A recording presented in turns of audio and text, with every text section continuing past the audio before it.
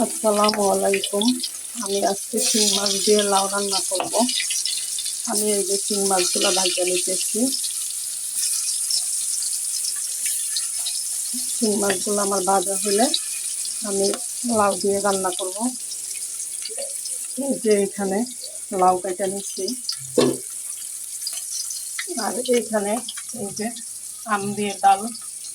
গরমের সময় আম দিয়ে ডাল খেতে খুবই মজা লাগে, এর জন্য আমি এই চুলায় আম দিয়ে ডাল রান্না করতেছি।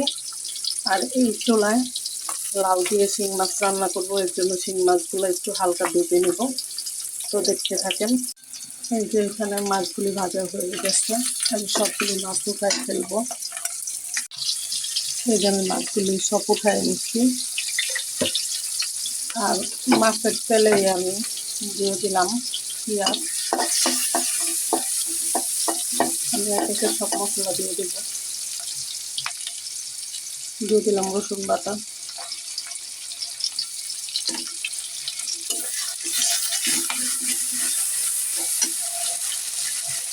দিয়ে দিলাম পরিমাণ মতো লবণ,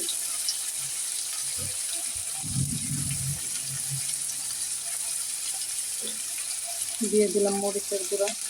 লাউ তরকারিতে মরিচের গুঁড়া আমি একেবারে অল্পই দিব। দিয়ে দিলাম হলুদের গুঁড়া,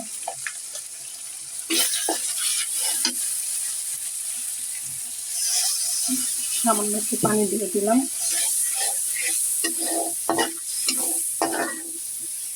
মশলা একটু কষানো হোক, পরে আমি লাউ দিয়ে দিতেছি। এই যে দিয়ে দিতেছি ধুয়ে রাখছি লাউ।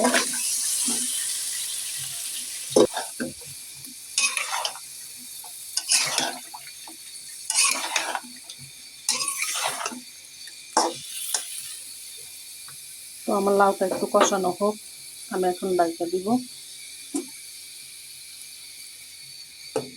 এই যে আমি ঢাইকা দিলাম, লাউটা কষুক। এই যে আমার লাউ, এই যে টমেটোগুলো দিয়ে দিব।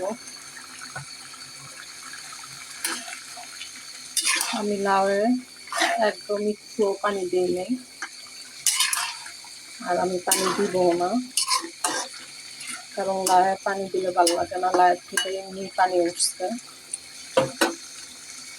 তো আমি ঢাইকা দিই। আমার লাউ পুরোপুরি সিদ্ধ হয় নাই, সিদ্ধ হলে আমি মাছ দিয়ে নামাই ফেলবো। দেখুন তরকারি ফ্রাই হয়ে গেছে।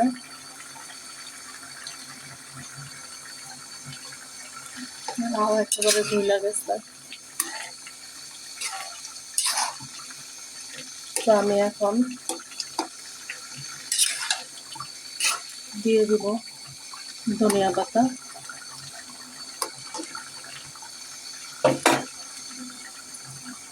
এই যে দিয়ে দিলাম ধনিয়া পাতা।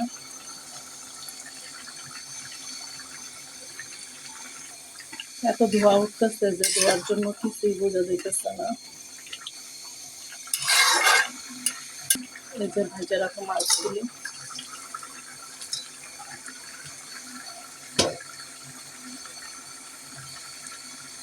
পরে আমার লবণ টবণ সব কিছু ঠিক আছে আমি দেখছি। আমি 1 মিনিট পর চুলাটা অফ করে দিব। তো চুলাটা অফ করে আপনাদের দেখাইতেছি কেমন হয়েছে তরকারিটা।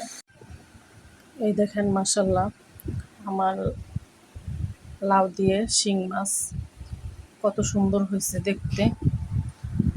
তো আপনারা আমার চ্যানেলটা সাবস্ক্রাইব করবেন, আমার চ্যানেলটা নতুন। তো সাবস্ক্রাইব করে আমার পাশে থাকবেন, লাইক কমেন্ট শেয়ার দিবেন। তো আবার নতুন কোনো ভিডিও নিয়ে আপনাদের মাঝে হাজির হব। আল্লাহ হাফেজ, আসসালামু আলাইকুম।